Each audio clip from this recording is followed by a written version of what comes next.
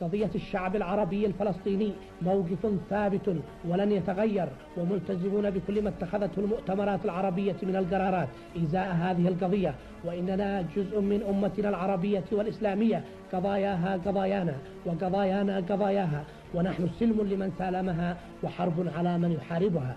وإن علاقاتنا مع الدول الصديقة شرقية أو غربية قائمة وتقوم على أساس من المصالح المتبادلة والاحترام المتبادل، واضعين في الحسبان موقف كل دولة منا ومن قضايانا العربية والإسلامية.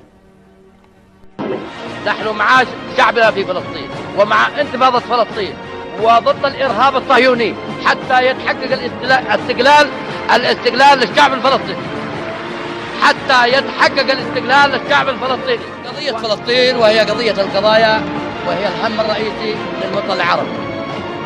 نحن